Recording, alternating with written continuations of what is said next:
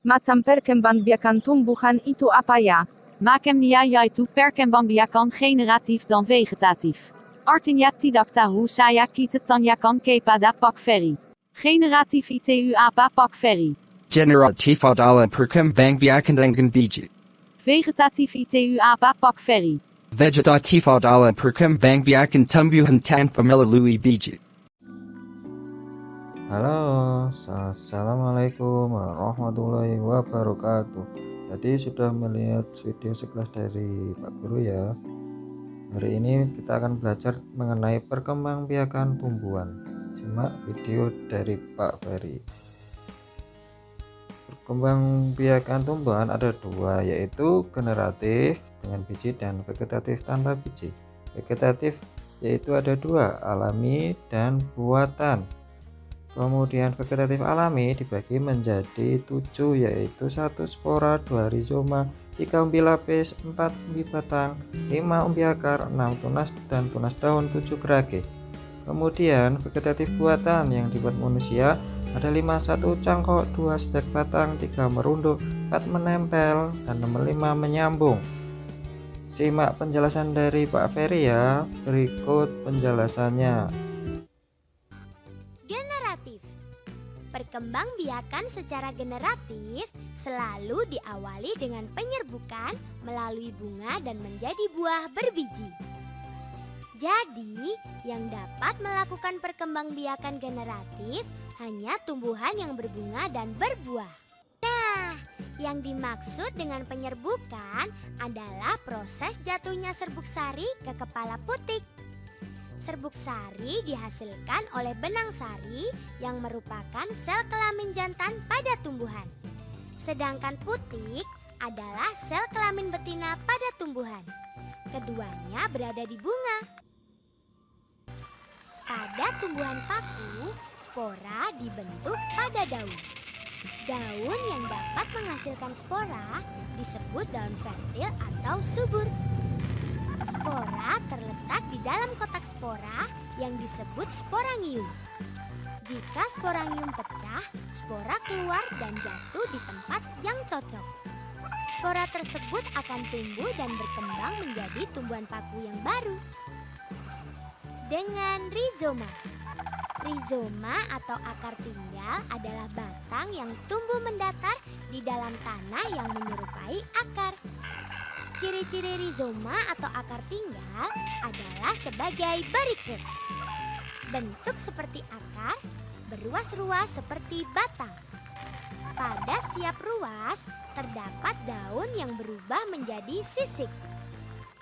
Pada setiap ketiak sisik atau daun terdapat mata tunas.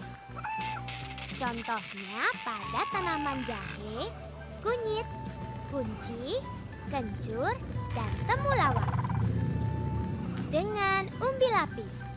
Umbi lapis adalah bagian dari pelepah daun yang berfungsi sebagai cadangan makanan dan bentuknya berlapis-lapis.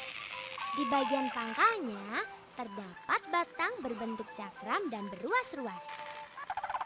Pada bagian ketiak daun terdapat tunas sebagai calon individu baru yang disebut siung. Contohnya pada bawang merah dan bawang putih. Dengan umbi batang. Umbi batang adalah bagian batang yang tumbuh di dalam tanah dan berfungsi untuk menyimpan cadangan makanan, terutama berupa zat tepung. Pada kulit umbi terdapat mata tunas dan jika lingkungan sesuai akan tumbuh menjadi tunas baru. Contohnya pada ketela rambak. Dengan umbi akar. Umbi akar adalah akar yang berubah fungsi untuk menyimpan cadangan makanan, terutama zat tepung. Ciri-ciri umbi akar adalah umbi tidak berbuku-buku. Umbi tidak memiliki mata tunas. Umbi tidak memiliki kuncup dan daun. Contohnya pada wortel. Dengan tunas. Tunas adalah kuncup yang tumbuh pada ujung batang atau ketiak daun.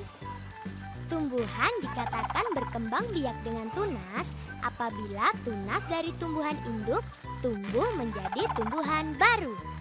Contohnya pada bambu dan pisang. Dengan tunas daun. Tunas yang tumbuh pada daun disebut tunas adventif.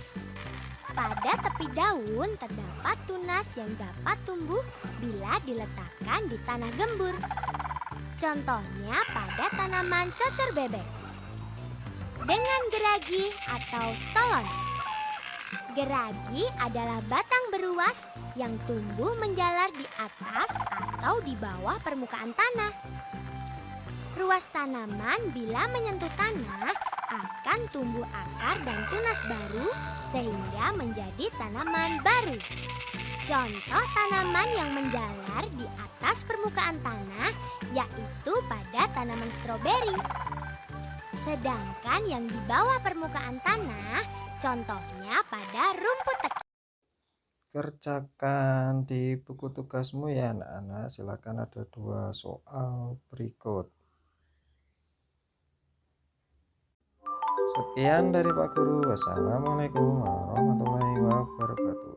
Salam sehat dan tetap semangat ya.